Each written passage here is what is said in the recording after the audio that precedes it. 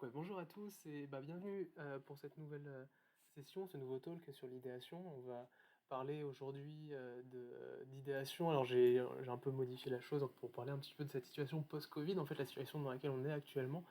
Il y a un petit renouveau sur l'idéation qui a eu lieu à cause des événements qui nous ont tous amenés à être à distance. Donc on a maintenant une pratique qui est un petit peu différente. Donc on va partager les bonnes pratiques, les mauvaises pratiques, des tips qui pourraient être intéressants d'entendre aujourd'hui. Et pour ça, donc on a plusieurs personnes qui sont autour de cette table. Donc déjà, on a Jérémy, merci d'être avec nous. Est-ce que tu peux nous expliquer un petit peu ta spécificité et ce qui fait de toi Yes. avoir un regard Yes. différent sur l'aviation? Déjà, bienvenue à tout le monde. Merci d'être là. Je me présente, je suis Jérémy Jodot. De base, je suis consultant plutôt dans le product chez un cabinet parisien qui s'appelle Digilytics. Et si j'ai beaucoup d'avis sur l'idéation et notamment sur toutes les pratiques qui ont émergé dans les dernières années sur l'idéation à distance. C'est notamment parce que on a sorti avec un ancien collègue Sylvain un site qui s'appelle bordel.io qui en fait permet de référencer l'ensemble des templates de workshop qui se font à distance sur toutes les applications que sont les tableaux blancs, que ce soit Miro, Mural, FigJam, Collabore, et ainsi de suite, je ne vais pas tous les citer. Mais du coup, j'ai la chance de pouvoir passer toutes les bonnes pratiques et- et tout ce qui peut être fait dans ce petit monde des workshops à distance. Donc, on pourra en parler après, avec plaisir. Ok, merci. Ouais, ton regard sera très intéressant là-dessus et effectivement, on insistera aussi un petit peu sur ces nouveaux outils qui sont devenus un peu notre quotidien. On a aussi avec nous Edinson, donc qui est aussi un ancien de la formation de l'école multimédia, UX15, si je ne me trompe pas. Oui, c'est ça. C'est ça. Tu peux nous dire un petit peu où Ouais. t'en es maintenant et puis ta relation un petit peu avec l'idéation avant qu'on rentre dedans. Oui, oui. Moi, je suis Edinson. Je suis un ancien élève de l'école, UX15. Aujourd'hui, je travaille en tant que product designer dans une boîte biomédicale à Nice qui s'appelle Quantificaire. Et on a commencé à mener des recherches utilisateurs. Et justement, la semaine dernière, j'ai effectué des ateliers d'idéation.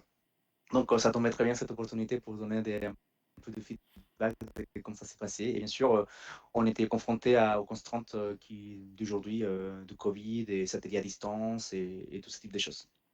Donc, voilà, je suis content de participer à cet atelier. Yes, génial. Merci beaucoup Edinson.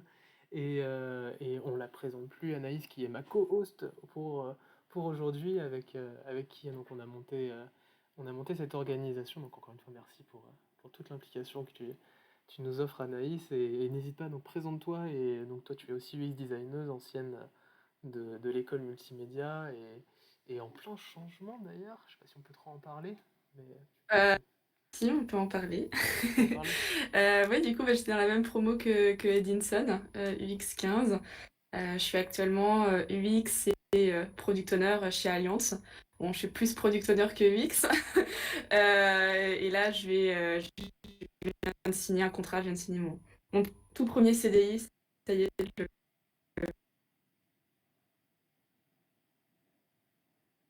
enfin le CDI,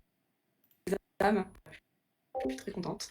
Et j'ai signé chez L'Oréal. Donc voilà. Génial, félicitations. Tu vas pouvoir Merci. nous en apprendre plus enfin, plus tard on parlera aussi de tous ces sujets-là.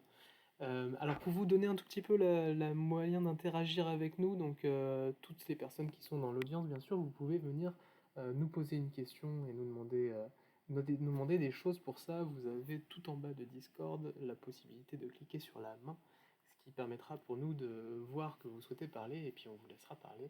Donc n'hésitez pas tout au long de notre discussion de nous interrompre, de nous poser des questions. On y répondra avec plaisir.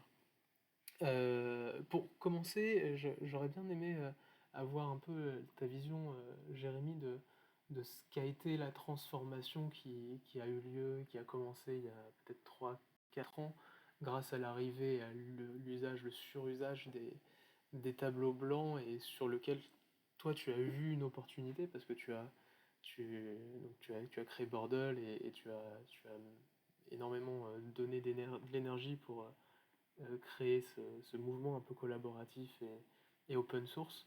Euh, quel a été pour toi les premiers signes qui ont montré cette tendance qui s'est vraiment affirmée par la suite? Alors, je vais pas forcément dire. Je pense que quoi. Il y a eu plusieurs choses. Je pense qu'il y a eu, il y a eu tout un effet où je pense qu'il y a 10 ans en fait. Voilà, les réunions, c'était une présentation PowerPoint que chacun faisait, etc. Que le présentateur faisait. Il pouvait y avoir quelques discussions pendant les réunions. Ça, c'était il y a 10 ans. Ensuite, il y a eu quelques applications qui ont commencé à mettre un peu plus d'interaction dans les réunions. Euh, je vais parler de Klaxoon, qui a commencé à mettre de l'interaction entre guillemets avec des sondages. Il y a aussi Bicast, qui est un éditeur français, où en fait ils ont voulu, ils ont commencé il y a 10 ans à révolutionner un petit peu toute la manière d'interagir pendant les réunions, que ce soit des petites réunions ou des réunions à 100 ou 200 personnes, où par exemple les participants pouvaient se connecter via un code, etc., à une salle où ils avaient accès du coup à un sondage, etc. Tout était préparé, les questions étaient préparées, etc. Donc ça, c'était l'évolution il y a 10 ans. Ça a plutôt bien marché, mais ça restait, on restait quand même très contraint par l'outil, et heureusement, il y a 5 ans, il y a toutes les applications de tableau blanc leur objectif était de retraduire nos murs blancs ou nos murs en papier, où on mettait tous les post-it sur, euh, sur- ça, il y avait pas mal de personnes qui commençaient à les utiliser, mais peu de personnes s'en servaient tous les jours. Et je pense qu'avec la pandémie l'année dernière, moi j'ai vu le boom que ça a fait, et maintenant je connais pas une personne qui ne fait un atelier sans un outil comme ça. Encore une fois, hier j'ai eu un atelier sans tableau blanc, et on voit la différence de résultat entre un workshop qui est animé sur un tableau blanc qui permet de poser chaque idée, de débattre de chaque idée, et un atelier qui se passe sans tout à l'oral. C'est vraiment très différent là-dessus. Ouais, ouais, effectivement, c'est rigolo de revoir un petit peu le chemin. C'est vrai qu'il y a quelques années, tout le monde était tout excité pour le fait de télécharger une application et de répondre à un questionnaire, et de voir qu'on avait les questions en live qui arrivaient. Et c'était un petit peu anecdotique dans l'expérience, même si cette expérience était un peu poussée grâce à ça. En tout cas, je te rejoins aujourd'hui. Typiquement, moi, que je fasse un atelier en présentiel ou à distance, j'ai l'usage d'un tableau blanc, quel qu'il soit, qui me permet d'avoir une base de données, d'arrêter de tuer des arbres aussi, parce qu'on est plus trop sur Mm. le fait de tuer de faire des post-it à tirer l'arigot. Il y a quand même ça qui est. Parce que pour ceux qui sont un peu plus jeunes, qui sont parmi nous, il y a par exemple 5 6 ans, on est quand même arrivé à avoir des produits qui sortaient de post-it, enfin, pas recyclables, mais réutilisables. Quand même. On est arrivé jusque-là. C'est-à-dire, on va faire des post-it, enfin, pour effacer et réutiliser. Finalement, on trouvait que écologiquement, c'était un peu compliqué d'utiliser des post-it. C'est assez rigolo. Et Edinson, pour le coup, est-ce que tu es dans un usage des tableaux blancs, que ce soit en présentiel ou à distance, actuellement aussi fort, ou est-ce que ta pratique elle t'amène à utiliser des outils différents? Bah, aujourd'hui, en fait, c'est moi qui a poussé un petit peu à utiliser des tableaux de bord à distance. Dans ma boîte, ils connaissaient pas trop ces outils et j'ai commencé ça la première fois qu'on a commencé à collecter l'information des entretiens. Et j'ai eu la chance de faire ça avec la directrice commerciale. Et elle a tellement aimé la façon de travailler qu'elle a poussé pour mettre ça en place dans la boîte. Et du coup, maintenant, c'est utilisé dans toutes les équipes, en fait. Grâce à l'expérience qu'on a eue ensemble de travailler à distance. Parce qu'avant, ils s'utilisaient des trucs plutôt collaboratifs, mais plus rustiques. Enfin, c'était pas des tableaux de bord comme ça. Ils connaissaient pas, en fait. Ouais, c'est marrant parce que c'est Mm. vrai qu'il y a quelque chose qui a transformé un peu le métier du UX designer et même de product owner avec cet usage. En fait, on est arrivé sur un usage très technologique addict de grâce au tableau blanc avec ces phases d'idéation, alors qu'avant, on était un petit peu vu comme des ovnis qui venaient avec des post-it, avec des gommettes. Limite, on avait le côté très enfantin et infantilisant peut-être même, qui ressortait un peu de ce qui était de l'idéation, alors que je sais pas ce que vous ressentez, mais aujourd'hui on est plus vu comme des geeks qui utilisent des choses très novatrices, alors qu'au final, énormément d'ateliers d'idéation faits sur des tableaux blancs.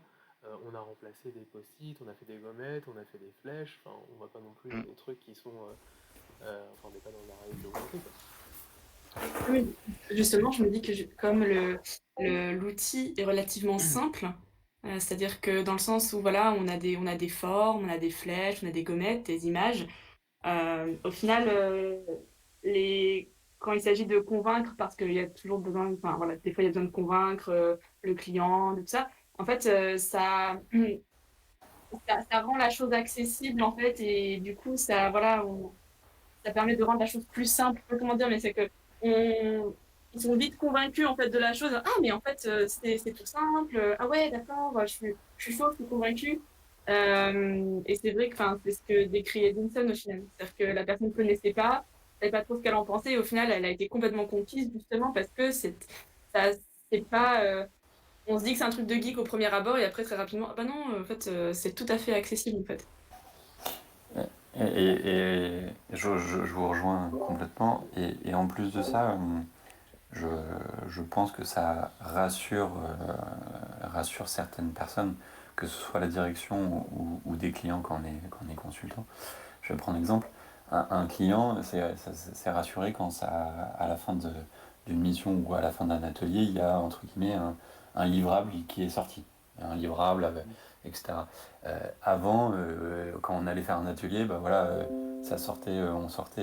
on allait dans une salle, on mettait les post-it et certaines personnes pouvaient voir ça un petit peu comme un atelier d'idéation où ils font des post-it. Et en fait, le fait de reposer ça, entre guillemets, sur une application et de pouvoir facilement l'extraire, d'en faire, de le trier, de faire tout ce qu'on peut faire, et à la fin, de ressortir vraiment avec un livrable qui peut être vraiment un livrable final, vraiment très poussé, ça rassure certaines personnes, ça professionnalise presque un petit peu plus, entre guillemets, le métier et cette phase d'idéation là-dessus. Oui, tout à fait. Et ça facilite aussi, en plus de rassurer, ça facilite aussi quand derrière, bah, un atelier d'idéation, l'idée, c'est pas de s'arrêter là, c'est de derrière, voilà, continuer à analyser, de dire, OK, on a tout ça, qu'est-ce qu'on en fait maintenant? Et du coup, je trouvais que ça facilitait aussi, pour avoir fait du présentiel et à distance, c'est vrai que, eh ben, en présentiel, du coup, il faut tout recopier pour pouvoir analyser tout ça. Enfin, ça peut des fois prendre un peu de temps, surtout quand un livrable est attendu. Donc voilà, il faut remettre toutes les idées importantes sur ordinateur, ça peut prendre du temps. Là, je trouve que le travail il est relativement facilité. On peut trier très facilement, on peut voilà, même faire des screenshots. On peut en plus avoir une traçabilité de ce qui s'est fait, c'est-à-dire que si on a un atelier et qu'on veut voir l'évolution, ou par exemple si on utilise un board pour faire un diagramme d'affinité, donc là on est dans l'idéation, mais voilà. dans de l'analyse, on peut voir l'évolution en fait en faisant des screenshots petit à petit, et ça aussi ça peut être pas mal de, de voir de où on est parti, et de montrer l'évolution, le travail qui a été fait. Parce que des fois, quand il s'agit des fois de convaincre les directions ou les clients, des fois ils ne se rendent pas forcément compte en fait du travail qu'il peut y avoir derrière. Donc c'est bien de montrer aussi, voilà, il y avait tout ça, on en a ressorti ça. Voilà. Ouais, je te rejoins, encore une fois, je te rejoins complètement. Anaïs, en fait, il y a presque un. Par contre, il y a eu une, entre guillemets, une modification de l'effort de travail sur un atelier où, comme tu le disais, avant, bah voilà, on avait un atelier d'idéation, on avait à peu près son agenda de son atelier. On arrivait dans la salle, tout le monde allait dans la salle, chacun faisait ses post-it, etc. On déroulait son atelier d'idéation. Et du coup, le facilitateur ou l'UX designer qui menait l'atelier, bah voilà, il avait une grosse charge de travail après pour récupérer tous les post-it, les reposer, comme tu le disais, à plat. Donc il y avait beaucoup de travail après. Alors que là, le travail est énormément dans la préparation de l'atelier. Euh, Mm. parce que voilà, malgré ça, il ne faut pas juste se dire bon, bah, on a le tableau blanc, on débarque tous en salle et on met les choses. Il y a quand même un accompagnement et on pourra revenir là-dessus. Mais moi, j'insiste sur le fait que 70% de l'effort est le facilitateur ou l'X designer est à faire en amont pour préparer son atelier, préparer son board pour qu'il soit clair, parce que c'est pas forcément évident pour tout le monde de débarquer sur un tableau blanc. Et du coup, l'effort est beaucoup plus en amont. Et par contre, après, bah, voilà, l'extraction des idées, de tout ce qui peut ressortir de l'atelier se fait beaucoup plus facilement avec ces outils.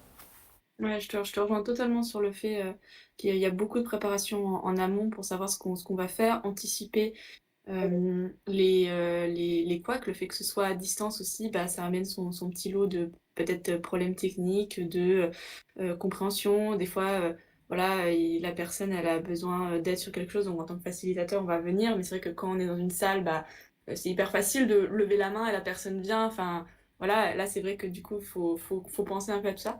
Je m'arrête parce que je crois que Lucie a levé la main. Je sais pas si tu veux poser une question. Tu l'as rebaissé après, donc je sais pas si tu veux toujours poser une question, mais n'hésite pas du coup à appuyer sur le bouton en bas pour venir la poser. Ouais, vraiment, on s'arrêtera hein, pour répondre à vos questions. Et pour continuer un petit peu dans ce sujet-là, moi, quelque chose je me souviens dans des gros ateliers où je me déplaçais en province par exemple, et que j'avais juste 2-3 heures avec des utilisateurs, et il fallait que j'en sorte énormément de choses, et j'avais par exemple 2 semaines d'analyse derrière de cet atelier, tellement il était important et crucial. J'arrivais à des problèmes techniques qui étaient de l'ordre de prendre des photos de post-it qui avaient été faits pour retrouver l'organisation qui avait été fait par exemple sur un canevas, et de me retrouver derrière avec une photo qui avait mal fait le focus. Et donc là, bah, j'étais dépité totalement parce qu'en fait, il fallait que je replonge dans d'autres possibles photos qui me montraient un peu de manière cachée ce que j'ai raté. Mais cet aspect-là, heureusement, fort heureusement, il n'existe plus avec les tableaux blancs. Mais c'était une douleur tellement forte de se dire, mais en fait, là, j'ai mis à plat 10 minutes de travail à cause d'un mauvais focus et de ne pas pouvoir avoir vérifié ça. Je te rejoins complètement, Pierre, parce que quoi, je pourrais encore en parler un peu plus, parce qu'on a pris, avant de sortir Bordel.io, on a sorti une application qui s'appelait mydesignsprint.io aussi, qui justement était censée résoudre cette problématique de, voilà, je fais un design sprint ou un atelier, c'est très difficile de suivre et on voulait assister entre guillemets avec l'application les, les facilitateurs et les sprint masters dans leur design sprint pour justement capturer en séance, en séance physique, tous les post-it et tout ce qui pouvait être discuté pendant les design sprints ou les ateliers. Ouais, ouais, c'est vrai que c'était une autre pratique qui malheureusement Aujourd'hui sera toujours quand même à peu près nécessaire, au moins sur ce qui est dit. Après, ce qui est bien, c'est quand on arrive sur les tableaux blancs, enfin, moi personnellement dans mon travail, le fait d'être à deux ou trois UX designers sur le même atelier et une personne qui ne parle pas forcément et plutôt là en prise de notes, donc c'est quelque chose qu'on avait déjà en physique et maintenant c'est encore plus simple pour cette personne-là, possiblement même d'enregistrer toute la séance et puis de savoir qu'à des moments elle pourra revenir sur son enregistrement. Et là où je voulais avoir aussi un petit peu votre avis, et peut-être Edinson, tu pourras nous dire un peu comment tu fonctionnes. Parce que Jérémy, tu nous racontais, et Anaïs, tu rebondissais aussi là-dessus, qu'il est extrêmement important maintenant d'avoir une préparation peut-être même beaucoup plus poussée que ce qu'on avait avant. On doit même déjà préparer le livrable qui va se constituer même peut-être au fil de l'atelier et qui sera déjà présent à la fin de l'atelier, ou alors anticiper au mieux la manière dont vous allez analyser les données. Toi, Edinson, c'est quelque chose qui est au cœur un petit peu de ta pratique quand arrives avec ces ateliers d'idéation et l'usage des tableaux blancs. Est-ce que parce que c'est pas forcément quelque chose qu'on t'a vraiment beaucoup appris dans les cours d'idéation, puisque ta promo n'était pas encore dans cette phase-là. Est-ce que tu as dû vraiment améliorer ta pratique? Oui, en fait, la préparation, c'est quelque chose qui prend beaucoup de temps maintenant. Notamment il y a des problèmes techniques en fait que je prévois parce qu'avec l'expérience des ateliers, on a eu toujours des problèmes techniques par rapport au. Parfois, il y a des problèmes avec. On a eu un problème une fois avec un proxy parce qu'on était tous à distance, chacun chez soi, mais il y avait deux ou trois personnes qui étaient en présentiel dans la boîte. Et il y avait dans la boîte, il y a des proxys qui bloquent certains sites. Donc, ces personnes, ils étaient un peu bloqués, ils ne pouvaient pas commencer. Donc, la première fois, on n'avait pas prévu ces constantes. Donc, maintenant, on a toujours fait des phases de tests avant, de voir si tout va bien, s'ils ont accès aux liens et tout ça. Et aussi, il y a j'ai prévu aussi dans mes size breakers, quand je commence, j'essaye de faire toujours une phase des maîtrises de l'outil. Il y a des gens qui, pour nous, c'est très évident de bouger des post-it à droite à gauche, mais je me suis rendu compte qu'il y a des personnes qui c'est très compliqué en fait à faire ça. Donc je m'en sers souvent de mon icebreaker pour faire un petit tutoriel en fait des maîtrises de l'outil.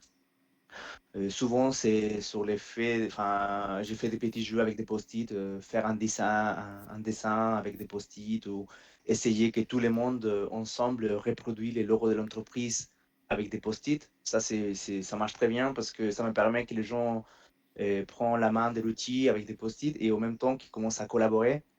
Donc j'ai fait des icebreakers en même temps en tutoriel de l'outil. Donc ces deux parties, c'est des choses qui avant, je pense que c'est beaucoup plus simple parce que on est arrivé à la salle et voilà, il n'y a rien à préparer, on a juste je donne un stylo à chacun et c'est bon. Et tout le monde c'est manipuler des post-it. Donc, et autre chose que j'ai dû aussi prendre en compte, c'est les gens qui arrivent en retard. Ça arrive très souvent. Je ne sais pas pourquoi j'ai l'impression qu'en remote, ça arrive plus souvent qu'en présentiel. Et les gens qui arrivent en retard, c'est compliqué en fait parce qu'il y a des gens qui ont déjà commencé il y a 2 minutes, ils ont suivi toutes les instructions. Ça met des retards pour tout le monde. Donc, ce que j'ai adopté dernièrement, c'est de faire un map au milieu. C'est-à-dire que j'ai fait mon atelier, je le conçois, et au milieu de mon tableau de bord, je construis souvent une carte qui, euh, qui, une espèce de carte où il y a nord, sud, ouest, est. Et je place mes parties des ateliers dans une zone. C'est-à-dire que quand la personne arrive, en fait, je lui dis, enfin, vous êtes arrivé, venez au nord-ouest, et c'est là où ça se passe. Du coup, ils sont pas très perdus au début, ou des fois, les personnes, ils se perdent un peu avec le tableau de bord. Et je peux les guider. Enfin, je fais une petite cartographie de mon tableau de bord.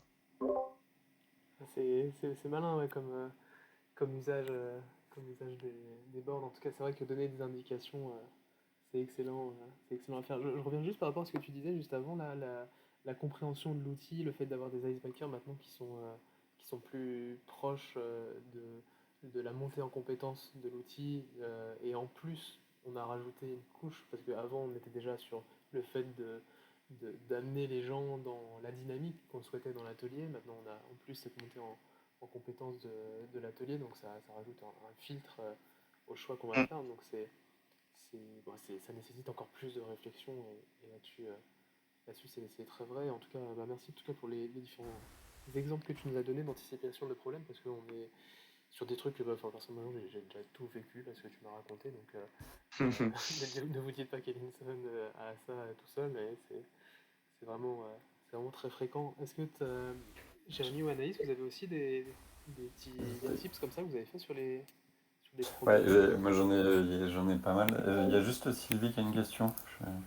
Oui, voilà, c'est ça, c'est que je voulais faire rentrer Sylvie parce qu'elle a une question de quelques minutes.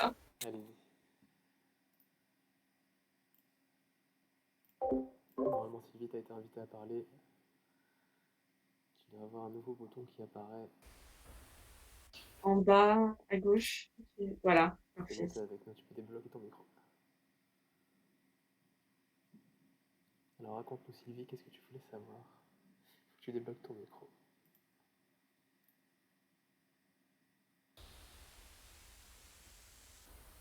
Toujours en bas.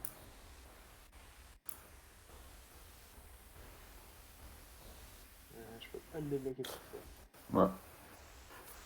En attendant qu'elle se mute, je rejoins complètement ce que disait Edison.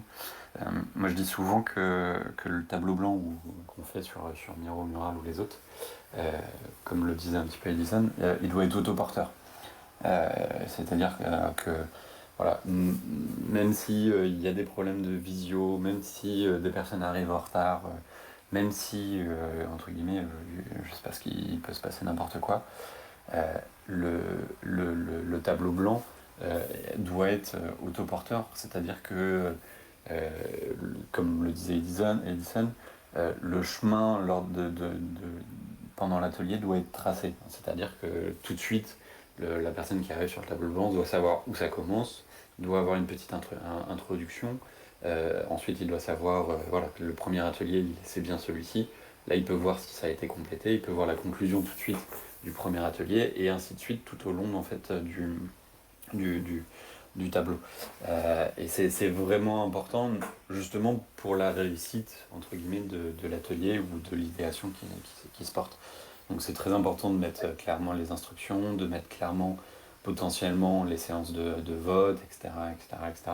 C'est vraiment important Et c'est pour ça que la préparation, moi je dis souvent que c'est plus que 70% de l'atelier, parce qu'il faut que ce soit bien indiqué, etc. Ouais, Ça permet à la personne de se projeter aussi, de se dire, ok, enfin, quelqu'un qui n'est pas familier avec ça, il va pouvoir se dire, ok, là, on va attendre ça de moi, on va attendre ça de moi. Quelqu'un qui a peut-être fini un petit peu en avance, un petit groupe, il peut voir, ok, après, il y aura ça. En fait, ils arrivent à se projeter aussi dans le temps. Souvent, on met, par exemple, on peut aussi mettre des timers, on peut mettre des codes temps, ce qui permet vraiment aux gens de se projeter et pas se dire bah, dans quoi je m'embarque, qu'est-ce qu'on attend de moi. L'idée, c'est d'être hyper transparent. Et effectivement, faut partir du principe que si nous, on n'était pas là, est-ce qu'ils arriveraient à comprendre le board, quoi. En gros, on est Exactement. là pour assister, évidemment, mais c'est-à-dire qu'ils ont quand même les trois quarts des éléments pour, même plus, pour réussir tout seul en autonomie si jamais on n'était pas là, quoi. Surtout que si en plus on est dans un atelier avec des petits groupes, peut-être des salles de personnes en fait, nous en tant que facilitateurs, bah, on est rarement beaucoup, hein, donc il faut aller voir les uns les autres. Donc c'est aussi important que les gens puissent être autonomes et avoir les clés pour se débrouiller seuls aussi. Exactement. Et il y a un autre paramètre aussi qui rentre en jeu. C'est que, bon, c'est pas le cas pour un atelier de 30 minutes ou de 1 heure, mais sur un atelier par exemple d'une journée complète, c'est important, on peut plus faire entre guillemets comme avant où tout le monde est dans une salle pendant une journée. Bon, voilà, et c'est pas forcément le plus facile, mais entre guillemets c'est faisable. À distance, c'est beaucoup plus difficile et on ne peut pas enchaîner entre guillemets 8 heures d'atelier juste sur un tableau blanc. Et du coup, il est nécessaire entre guillemets d'avoir des sessions entre guillemets synchrones où on se réunit tous ensemble et des sessions et des ateliers entre guillemets asynchrones qui peuvent être faits chacun dans son coin, etc. Pas tous ensemble dans la vidéo. Et du coup, l'importance des instructions, d'avoir bien préparé son board est encore plus important parce que la personne va se débrouiller seule sur le tableau blanc. Ouais, n'hésitez pas à avoir une identité très compréhensible. Enfin, voilà, nous on est en train de faire ça, vraiment tous les exemples, toutes les consignes sont représentés de la même manière, avec la même iconographie, ce qui nous permet d'avoir une lecture très simple. Tous les résultats, les conclusions sont présentés aussi de manière très précise. Et si je peux vous donner un conseil, vraiment imaginez que vous faites ce board pour quelqu'un d'autre. N'imaginez pas que c'est pour vous. Imaginez que c'est pour qu'un autre facilitateur puisse le prendre en main. Et donc, est-ce qu'il aura l'ensemble des informations nécessaires pour bien mener son atelier? Déjà, d'une part, ça doit être ça. D'autre part, il va falloir qu'il y ait bien sûr un guide un peu plus fin, un peu plus précis. Pour ça, vraiment, je vous invite à plutôt utiliser du Session Lab. Et ça, on en reparlera lors d'un prochain talk. Et on en parlera avec tous les étudiants prochainement. Mais voilà, c'est important d'imaginer que ce n'est pas pour vous, puisque là, vous allez commencer à avoir une empathie envers le rôle du facilitateur et vous allez aussi avoir une empathie envers la compréhension et la connaissance des participants dans votre atelier, ce qui vous donnera une clé de lecture beaucoup plus intéressante que si vous êtes en train de vous dire, bah, en fait, je vais anticiper tout dans ma tête, je vais avoir une charge cognitive complètement folle avant de faire l'atelier pour tout gérer, tout bien paramétrer. Sachez que le poids qui s'enfuit quand vous avez donné la bonne information sur le board au bon endroit et que vous êtes certain que tout le monde va la capter et vous pourrez la lire en plus pour la renforcer, le poids qui part, il est magnifique. Donc vraiment, essayez au maximum d'imaginer que ce n'est pas pour vous, ça vous fera du bien. Sylvie, est-ce que tu relèves la main si tu veux parler? J'espère que ton problème de micro est Et est pareil, Lucie, je sais que tu voulais parler tout à l'heure. Si tu tu veux poser ta question, je t'en prie. Voilà. si Lucie est avec nous. On va accueillir Lucie. Bonjour, vous m'entendez? Bonjour Oui. à tous. Alors ma question tout à l'heure, c'est pas forcément là sur les tableaux blancs, ça repartait plutôt sur l'idéation. Et je me demandais si vous aviez déjà été confronté en fait à des personnes hostiles qui ne comprenaient pas l'intérêt des ateliers d'idéation et si oui, comment vous avez réagi? C'est assez général comme question, mais ça m'intéresserait. Je peux commencer si Vas-y. vous voulez. Sur le projet de fin d'études, on voulait faire un atelier d'idéation, donc celui-là n'était pas à distance, il était sur place. Et en fait, on n'a pas eu des gens hostiles, mais on a senti un manque d'implication de la part du client. Et on se disait que c'était un petit peu dommage parce que c'est important qu'il puisse y avoir des représentants, en fait, des gens de l'entreprise, pour avoir des retours en termes de faisabilité et tout ça, parce que l'idée c'était de trouver des solutions. Et c'est vrai qu'on essaie de convaincre, et puis au final, c'était aussi important qu'on ait quelqu'un qui soit décisionnaire, enfin qui puisse prendre des décisions et avoir une vue d'ensemble de l'entreprise.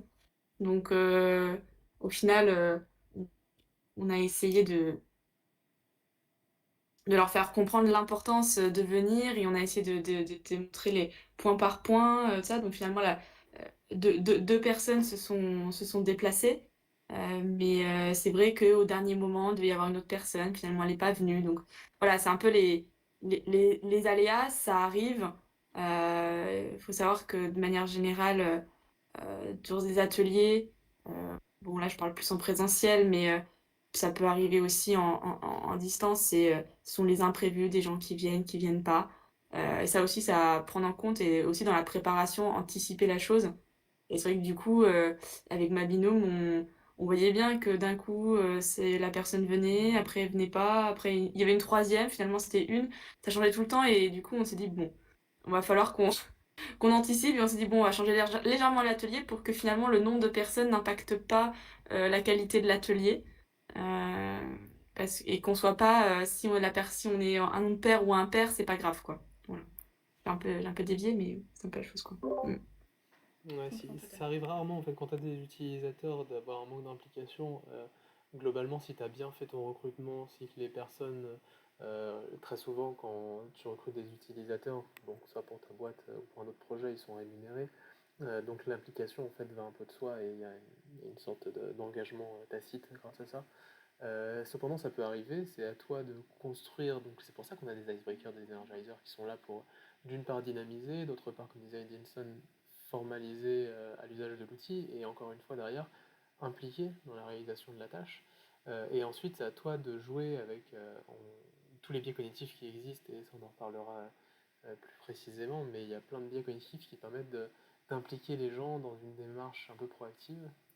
Et pour finir sur une autre typologie, donc si tu as des parties prenantes du projet, donc on peut appeler ça aussi des stakeholders, il y a deux choses qui sont importantes à faire. Dans un premier temps, tu peux faire un stakeholder map, c'est-à-dire savoir un peu qui sont ces gens qui sont là, comment ils sont impliqués vis-à-vis du projet, et possiblement comment ils ont des interactions entre eux. Ça va te permettre de te poser des bonnes questions sur des tensions qui peuvent exister. Par exemple, il existe souvent des tensions entre la DSI et le métier, entre toute la partie production et conception versus la conception. Et donc ça, voilà, il faut que tu sois conscient de ça, ça va te préparer un petit peu. Et ça va t'imposer d'avoir une belle structure dans tes règles d'or.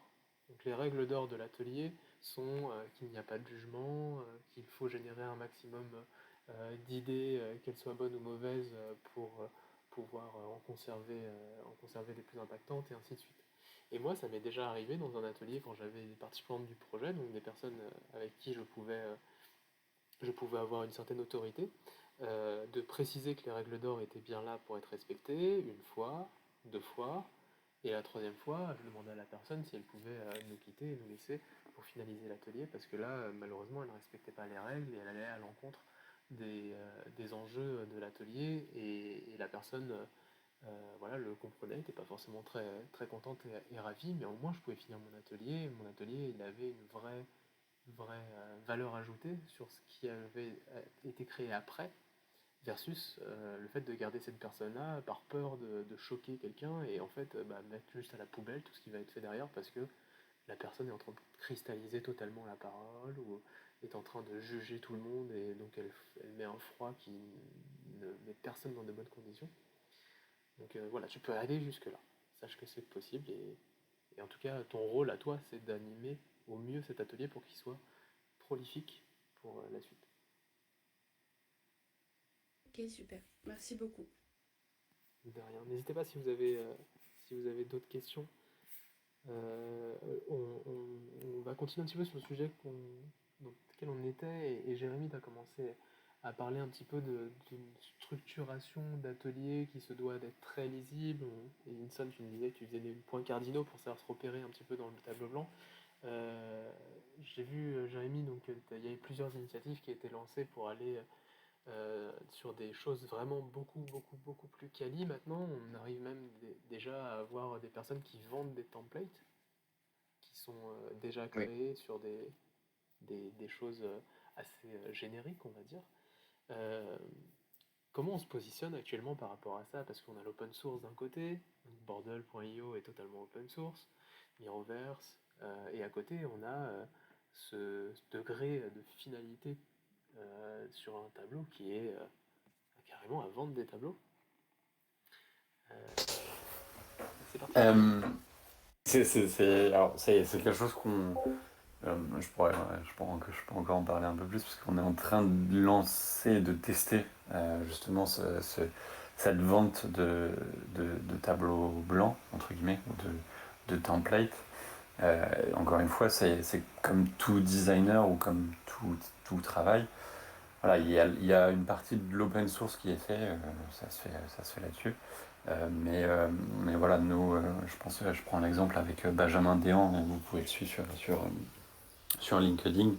On essaye de pousser vraiment l'exercice au maximum et on essaye d'initier un nouveau mouvement en créant le job de virtuel de workshop designer, entre guillemets, où justement on considère que certains workshops, pas tous, voilà, il y a des workshops, des ateliers qui doivent être faits voilà, dans entreprise.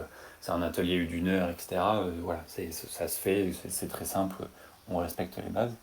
Mais justement, avec la distance, on a aussi besoin de certaines fois, pour certains workshops, de faire vivre une expérience aux participants. Euh, Tout à l'heure, si je ne me trompe pas, c'est Lucie qui posait comment réagir quand on a des personnes qui sont un peu réticentes. Et justement, en créant quelque chose de vraiment très très poussé euh, pour faire vivre quelque chose aux participants, ça va augmenter les interactions, ça va augmenter l'engagement des participants lors des workshops.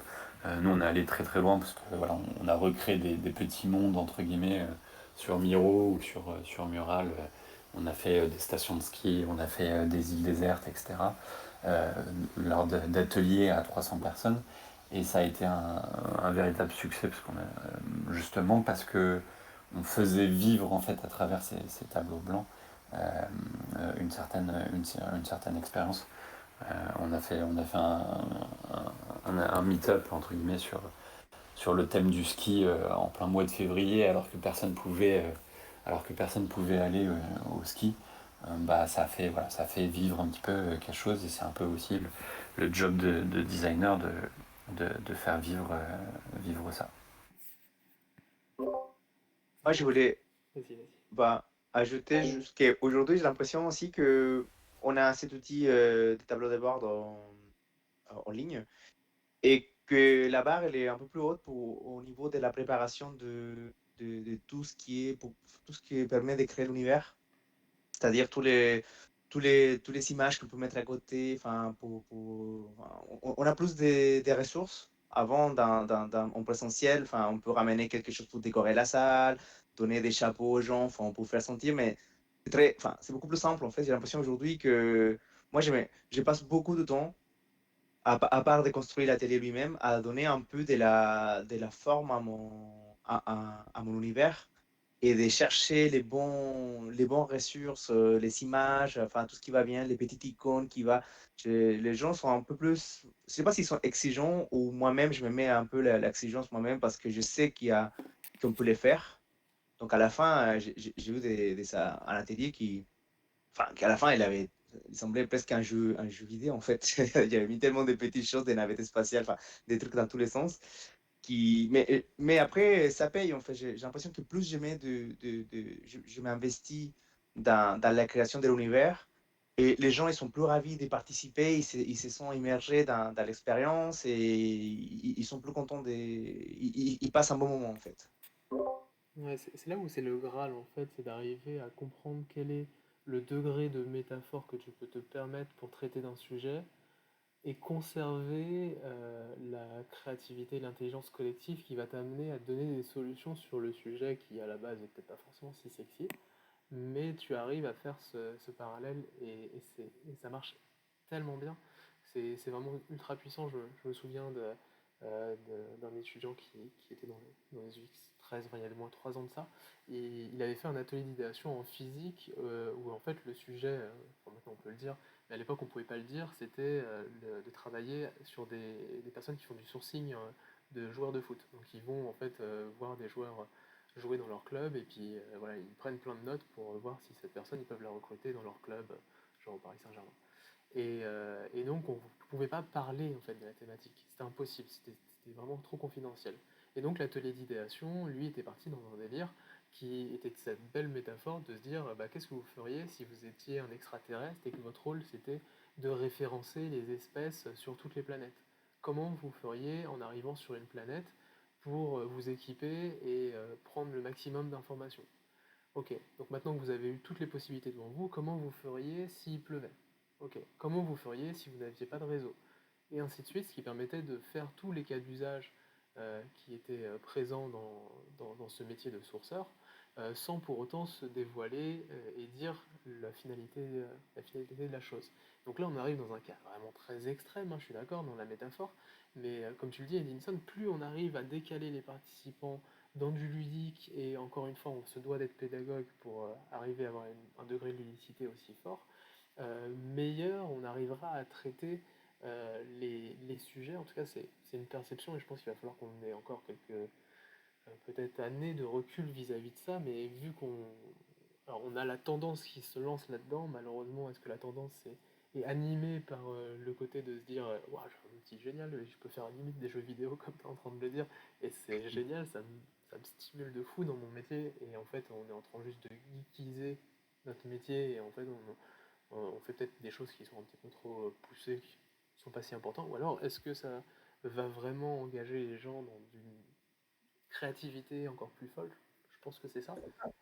Mais on est encore un peu jeune, peut-être, vis-à-vis de ça. Je sais pas comment. Justement, en fait, je pense que j'ai pas assez de recul et pas peut-être assez d'expérience sur les ateliers pour avoir trop un avis tranché, mais j'aurais tendance à dire que euh, comment les gens, enfin, j'ai toujours travaillé dans des grands groupes, je vais continuer à travailler dans des grands groupes, les gens sont vachement, en tout cas, très terre à terre, ils sont vachement, beaucoup sont dans les chiffres, vachement très factuels. Ça peut des fois dérouter certains enfin, quand on les mène dans des sentiers battus, donc ça peut être une bonne chose. Personnellement, mon parti pris, c'est pas de les emmener trop loin. C'est-à-dire que leur montrer quelque chose de différent, déjà le principe d'atelier, de faire ça sur un board, déjà ça sort du quotidien pour beaucoup, je pense. Surtout quand il s'agit de personnes dans une même entreprise, tout ça. Euh, je trouve que c'est déjà un bon step. Apporter un univers, oui, mais à condition que que ça arrive à être vraiment, que ça arrive pas comme un cheveu sur la soupe. Dans le sens que ça se passe dire, ah, je veux faire un univers pour un univers, faut que ça apporte quelque chose. Dans l'exemple que tu as donné, il a réussi à faire un parallèle avec les aliens et son travail, et il y avait vraiment de matière à ressortir ce qui se faisait, pouvait être totalement transposé. Des fois, faut pas, voilà, on avait expérimenté à l'école, et je me souviens que c'était un truc que j'avais retenu, c'était des fois, bah, il faut vraiment que l'univers colle et que ça apporte vraiment quelque chose. Parce que sinon, ça peut juste dérouter et ça peut même nous distraire et nous éloigner du but final qui est quand même à la fin bah, une interface, des solutions, etc., quoi. Donc j'apporterai peut-être un petit bémol, mais encore une fois, je suis d'accord que faut voir, enfin, il faut expérimenter, il faut tester et voilà, quoi. Ouais, en tout Mm. cas, c'est Je, dans notre ADN, hein. je- On fait je des suis choses. complètement d'accord. Ouais. Ouais, Je suis vas-y, vas-y. Vas-y, vas-y. Je suis complètement d'accord avec toi, Anaïs, où il faut savoir mesurer, entre guillemets, le, le niveau d'engagement et d'autorisation, entre guillemets, que tu peux mettre dans la créativité que tu mets dans le board là-dessus. Et surtout que ça rejoint un petit peu ce qu'on disait tout à l'heure, où il y avait ce truc un peu très enfant, en fait, qui se passait, mais juste avec le fait d'avoir des post-it, des choses comme ça. Et des fois, selon les personnes, en fait, il suffit juste d'étudier, enfin, pas d'étudier, mais de voir un peu qui seront nos interlocuteurs en face, leur métier, leur tout ça, pour voir si effectivement ils seront réactifs à un univers, à tout ça, et si vraiment il y a un potentiel, en fait, de décupler les choses. Parce que des fois, ça peut peut-être les dérouter, dire, mais c'est quoi ce truc? Mais de quoi elle me parle? Ah, c'est vraiment un truc de gamin, enfin. Voilà, et ça, on peut effectivement tomber sur des gens comme ça peut arriver. Bon, en général, enfin, je suppose, ce n'est qu'une hypothèse, que je pense pas que ça arrive tant que ça, mais ça peut arriver, et du coup, ce serait un peu dommage, quoi. Donc, effectivement, je pense qu'il y a une mesure à prendre, mais après, voilà, c'est mon avis, et c'est vrai que c'est un débat, quoi. Mm. Ouais, en tout cas, quelque chose que j'aime souvent dire, c'est on est là pour travailler des expériences utilisateurs, mais on est là pour travailler tout type d'expérience. Et c'est important qu'on puisse donner un petit peu cette compétence qu'on acquiert au fur et à mesure et qui s'affine grâce à votre expérience de travail et toutes les choses que vous allez faire. Donc donner ça aussi à différents types de niveaux. Enfin, vous devez de rendre des choses très intelligibles et donc travailler aussi sur l'expérience, que ce soit dans les livrables, que ce soit dans ces boards, c'est extrêmement important. En tout cas, merci, on a parlé de plein de sujets, on va se laisser un tout petit temps. N'hésitez pas si vous avez quelques questions sur l'idéation aussi au sens large, mais là, encore une fois, sur cet usage potentiellement des tableaux blancs, si vous voulez en poser, n'hésitez pas à lever la main. Moi, si vous Euh, avez besoin de retours concrets, peut-être, si vous avez des... Parce que c'est vrai que quand on a la théorie, il y a la pratique, et puis après, bon, bah, il y a le grand saut avec les clients et tout, donc c'est vrai qu'on peut des fois se poser quelques questions. S'il y a des sujets qui sont peut-être un peu plus larges, plus complexes, et vous sentez que bah là, on peut poser une question en 2 minutes, c'est pas forcément le temps possible, n'hésitez pas à nous faire des propositions, hein. Il y a un channel suggestion tout en haut qui peut être aussi là pour ça. Voilà, on crée ces différents talks aussi pour répondre à vos interrogations et pouvoir vous faire profiter un peu du regard de tout le monde. Juste avant de terminer, est-ce que Jérémy ou Edinson, vous avez envie de nous partager un autre peut-être tips qui vous permet à vous d'être bien préparé pour effectuer vos ateliers, de vous sentir confiant dans la trame à opérer, dans la manière dont le livrable sera effectué? Est-ce qu'il y a des sujets qu'on n'aurait pas forcément abordés? J'ai pas quoi, moi j'insiste sur la partie préparation parce que c'est le plus important. Mais par contre, il y a un autre élément qui est aussi important, c'est dans le timing entre guillemets de son atelier. C'est bien prévoir 20% voire 30% de temps en plus, surtout sur un moment d'idéation, pour créer cet effet pause café ou même à la fin de la réunion, laisser entre guillemets euh, les gens continuent à discuter après la réunion, peut-être dans des salles séparées, etc. Mais c'est toujours important d'avoir cet effet un peu pause café à la fin, au milieu ou à la fin, pour que les gens puissent échanger. Ça fait toujours du bien à tout le monde là-dessus. Et puis même en dehors de ça, pouvoir laisser un peu de temps, qu'ils aient pas l'impression, d'enchaîner les choses et d'être, pressés par la montre et «Ah, ah, ah». Alors des fois, sur certains ateliers, ça peut être voulu parce que c'est justement le temps qui va jouer la chose, mais qu'ils aient pas l'impression d'enchaîner les choses et que ce soit assez doux, en fait, comme accompagnement. C'est aussi important, donc ouais, effectivement, je suis d'accord. Ouais, en plus, vous savez qu'on peut avoir énormément de retard. Donc, comme tu nous disais, Edinson, tout à l'heure, c'est quelque chose d'important à avoir en tête. Tu veux insister sur une Oui, dernière chose? moi, ce que je voulais dire, c'est que ouais, la gestion du temps, c'est hyper important. J'ai eu des expériences enfin, la semaine dernière. En fait, j'ai mené un atelier qui était un peu compliqué pour moi à gérer parce que j'avais les PDG de la boîte, plus des directeurs, en fait, et vraiment les têtes de la boîte. Et la gestion du temps, c'était compliqué, en fait, parce que j'ai avoué que j'avais un peu de mal à les couper, en fait. Je me sentais un petit peu par cette pression de la hiérarchie. Je ne me voyais pas trop en train de les couper la parole au PDG parce qu'il disait un truc très important. Et moi, bon, j'avais donné 1 minute pour chacun et on est déjà à 3. Donc, enfin, moi, c'était un peu stressé par la gestion du temps. On avait des gens qui parlaient moins parce qu'il enfin, il fallait rattraper les temps. Donc, si je voudrais améliorer quelque chose, c'est la gestion du temps qui soit plus claire, et si c'est à l'écran, c'est mieux. Enfin, moi, malheureusement, enfin, je l'ai fait sous Miro, et sur Miro, la version que j'ai pas l'affichage de ton. Après, tout à l'heure, je pense qu'Anaïs, elle a parlé un petit peu enfin, j'avais noté quelque chose par la gestion du ton, mais je me suis dit peut-être que j'aurais dû coller des post-it, peut-être faire un code des couleurs par rapport au ton, coller un post-it rouge quand il reste 30 secondes. Enfin, je pense que j'aurais amélioré peut-être cette partie. Donc, j'ai dit ça, si vous savez un jour un atelier avec des gens qui sont hiérarchie très haute, enfin, pensez à la gestion des temps quand vous allez la mener parce que je me suis confronté à ça et je pense que j'aurais dû mieux faire en fait. Et juste rapidement, par rapport à la hiérarchie, je pense que du moment que les règles sont établies à la base, c'est vraiment important d'avoir des règles d'or, de tout ça. En fait, ça met tout le monde au même niveau.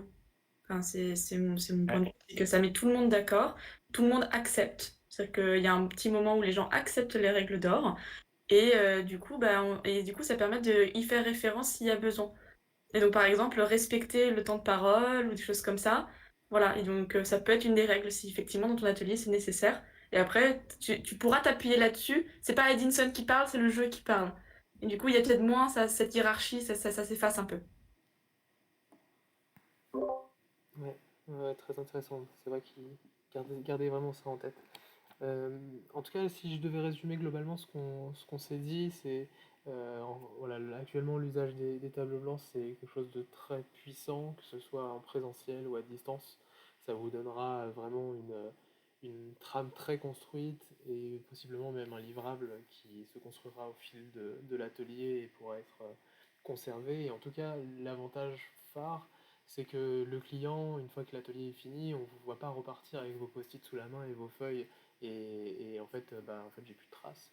Il y a vraiment ce côté de, bah non, le tableau il sera toujours actif à un temps donné, mais vous pouvez l'exporter, vous pouvez le visualiser. Donc ça, c'est vraiment les bons points. Gardez en tête que la préparation, c'est quelque chose d'essentiel, et encore une fois, ça vous permet de gagner un temps infini dans l'analyse derrière, et aussi dans la connaissance que les participants vont avoir de la structuration de l'atelier, des outils à utiliser, donc ça a que des bons points.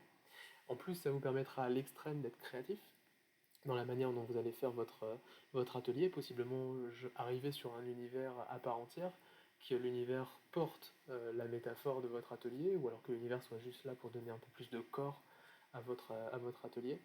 Et si on devait terminer sur une petite listing de problèmes et de tips à avoir en tête, les proxys, comme tu disais, Edinson, moi ça m'est arrivé un nombre de fois incalculable d'arriver et de dire ah mais en fait vous pouvez pas accéder à Miro.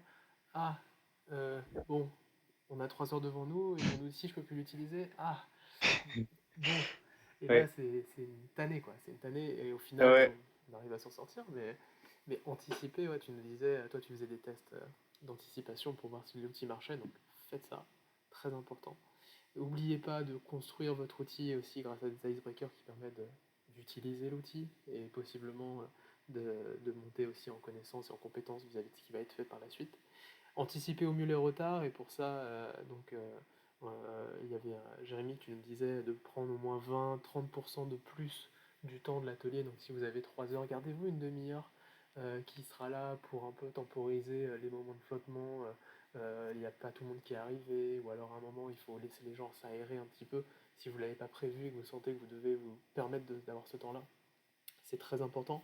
Et aussi, surtout, c'est vrai, je reviens sur ce que tu disais, laisser du temps aux gens pour parler à la fin de l'atelier, sans leur dire, bon bah les gars, partez, c'est l'heure d'aller manger, et puis ciao quoi. Il y a vraiment quelque chose qui se passe à la fin des ateliers, si vous laissez pendant 10 minutes, un quart d'heure les gens dans la salle, à parler tous ensemble, et en plus vous pouvez avoir des retours assez fins sur la manière dont ils ont vécu les choses.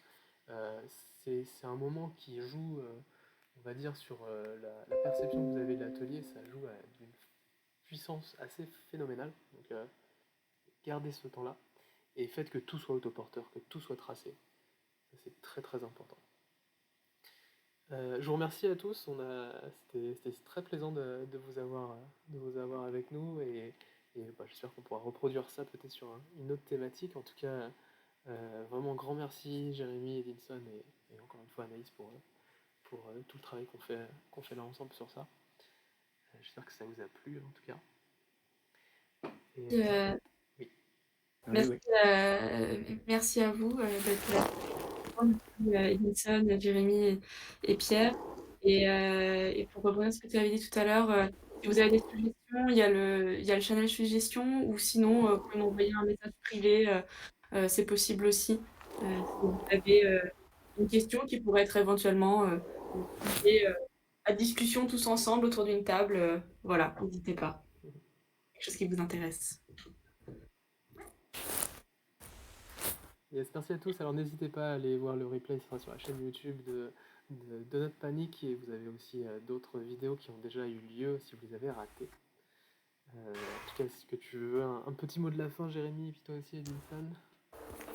Non, non, moi je pas. Merci, merci pour l'accueil. Encore une fois, n'hésitez pas si vous avez la moindre question. Je viens de débarquer sur le Discord, donc je suis disponible, et n'hésitez pas sur LinkedIn si besoin. Et n'hésitez pas à... Merci beaucoup. Merci de la proposition. Ok.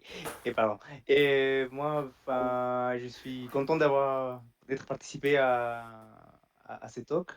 C'était la première fois que je participe. Je trouvais très, très sympa de partager mes expériences. Et j'aime bien aussi partager mes erreurs aussi, comme ça, vous saurais pas les faire. C'est très important. Et j'ai un petit mot pour les UX qui sont encore à l'école. Si vous avez des questions, des doutes, enfin, moi, je suis très dispo pour aider. Donc, sur n'importe quel sujet, si je peux vous aider. Du coup, n'hésitez pas à me contacter directement si je peux vous aider avec quelque chose. Je suis assez ouvert pour ça. Génial, avec plaisir. Ils te contacteront, en tout cas tous les chaînes du Discord sont là pour vous et en tout cas c'est encore une fois votre espace. Donc n'hésitez pas à en profiter au maximum. Bah merci, puis on se retrouve une prochaine fois pour un nouveau talk sur un nouveau sujet. En tout cas n'hésitez pas à nous en proposer. Et je vous souhaite une belle journée à tous. Ciao ciao. Bon Ciao. appétit, bonne semaine, au revoir.